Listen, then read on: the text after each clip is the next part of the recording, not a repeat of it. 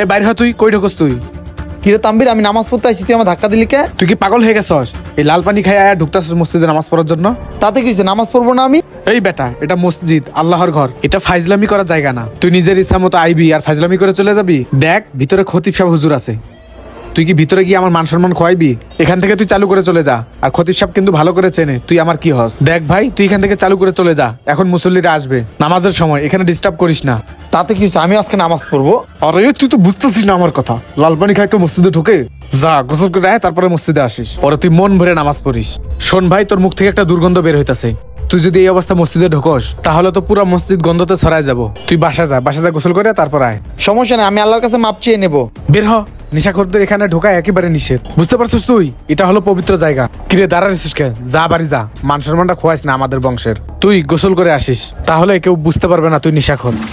তওবা তওবা, তোর মুখ থেকে যে বিশ্রী গন্ধ বাইরে হইতাছে, খালি আমার খালাতো ভাই দেখে তোর কিছু বললাম না, তা না হলে তোর থাপড়ায় এখান থেকে বের করে দিতাম।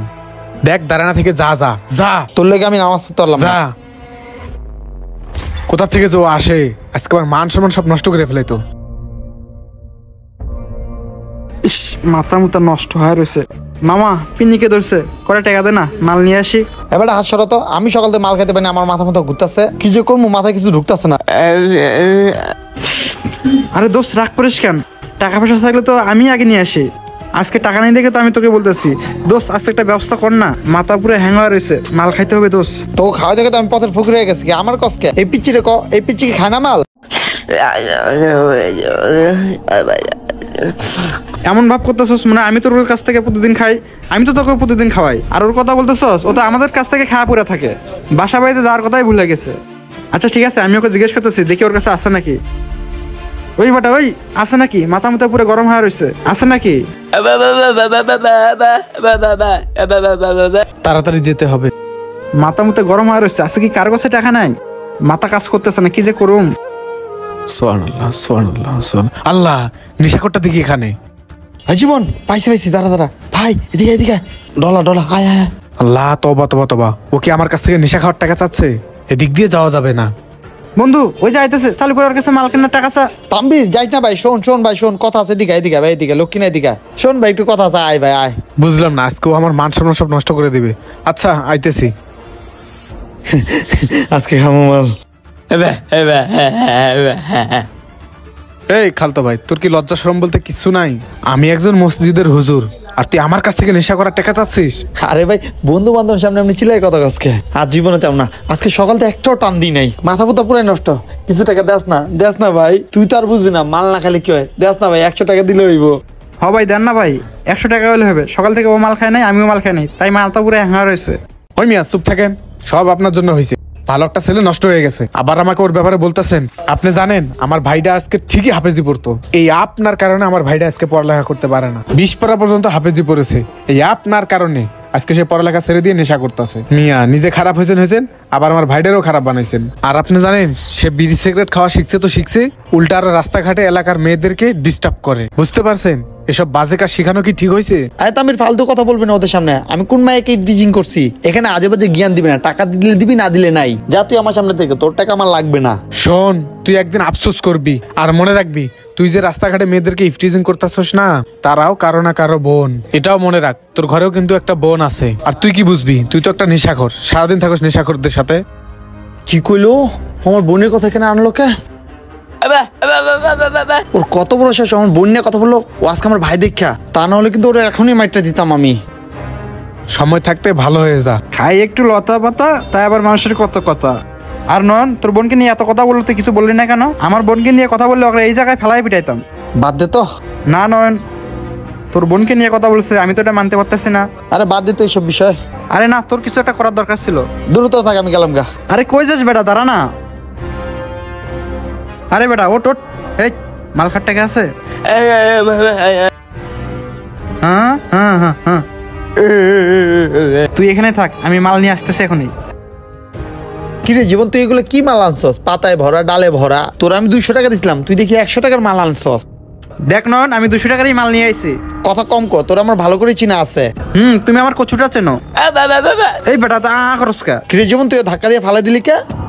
ডাক্তারদের মতো কি করবো, একটু বেশি বোঝে। কি বললি বেশি বুঝে? তুই জানাস না বোবা, কথা বুঝে না কারো। যাই হোক, তোর সাথে আমার ঝগড়া, তুই ওরা কেন ধাক্কা দিলি? ওরে ধাক্কা দিয়েছে ভালোই করছি, ফকিনি একটু বেশি বোঝে, আমগো টাকায় মাল খায় আবার আমগো মুখে মুখে কথা বলে। চুপ থাক, ওর ব্যাপারে তুই আর একটাও কথা বলবি না। তুই 100 টাকা কই লুকাইছিস এটা আমার ক। এই নন, আমি কি চোর বাটপার? তুই ওর সামনে আমাকে চেক করতেছস? তোর পকেটে টাকা আছে, আমি তোর ভালো করে চিনি। এই বোবার বাচ্চা, তুই আমাকে সন্দেহ করতেছস? চেক কর, আমাকে চেক কর। দেখ নন, আমি তো ছোটবেলার বন্ধু না, তুই এই বোবার কথা আমাকে সন্দেহ করতেছিস? নয়ন, তুই আমার বিশ্বাস করস না? বিশ্বাস? তোর মতো মাল করে আমি খুব ভালো করে চিনি, ঠিক আছে? তোর আমি 200 টাকা দিছি, তুই আনছিস 100 টাকার মাল। তোর আমি 250 টাকা দিলে তুই আনস 200 টাকার মাল। তোরে করবো আমি বিশ্বাস, আর মাল খড়গো কেউ বিশ্বাস করে না। আজকের পর থেকে তোর সাথে আমি একসাথে বসে মাল খাবো না। আমার মাল আমি নিজে নিয়ে আসবো, নিজে বানায় মাল খাবো। তুই আমার সাথে স্পটে যাবি না? জীবন তুই থাক, বোবার আমি যাই মাল আনবো। এই বাবা চল। যা যা, মাল আনা যে কত রিক্স পরে বুঝবি নি। আর বোবার বাচ্চা, তোর একবার বাটে পাওয়ালই, তোর বোঝাবো নি। এই বাবা, ভালো করে মাল বানা, ডালু যাতে না থাকে। এই নয়নের বড় হইতেছে, মালগুলো লুকা লুকা। আস্তাগফিরুল্লাহ। ওই বেটা কি সরাইবো? আমার ছোটবেলা লাগে বানা, তুই কোনো সমস্যা হইব না। আজকে ওর খবর আছে। কি ব্যাপার, ও আমার থাপ্পড় মারলো কে? আরে নয়নকে থাপ্পড় মারলো দেখি। আর একটা দিতে মন চাইতাছে। কি রে তাম্বি, তুই আমার গায়ে হাত তুললি কেন? তোর মারমু না তো কি করমু? তুই এটা কি কাজ করছস? আমি যা ইচ্ছা তা করি, তুই আমার গায়ে হাত তুলে কেন? আর তোকে এই সাহসটা কে দিছে? তোরে মারছি তো ভালো করছি, তুই দিন দিন মানুষ হওয়ার থেকে অমানুষ হয়ে যাচ্ছিস। কি বলে, নয়নকে বকাও কি করতেছে? মানে এই তাম্বির, তুই কি বুঝাইতে চাইতেছস আমারে? কি বুঝাইতে চাইতেছি তুই বুঝছ না? তুই যে প্রতিদিন নেশা করে গার্লস স্কুলের সামনে 2টা মেয়েরে তুই ইফটিজিং করস, তুই জানোস ওই মেয়ে 2টা কে? বল, ওই 2টা মেয়ে কে? তোর পরিচিত? বল, তুই ওকে চিনিস? কে হয় তোর? কি হয় মানে? তুই জানোস ওই 2টা মেয়ের থেকে আমার একটা বোন আছে। তোর বোন হয় তাতে আমার কিছু, আমার তোর বোন না। তোর বোনকে বলবি কালকে তো বোরকা খুলে বাসাতে বেরোইতে, তাহলে আমি দেখে দেখে ইফটিজিং করবো না, বুঝতে পারছো? কারণ বোরকার ভিতর তো কারো ফেসটা চিনা যায় না। আর যা, মাল খাওয়ার সময় এখন ডিস্টার্ব করবি না। কি?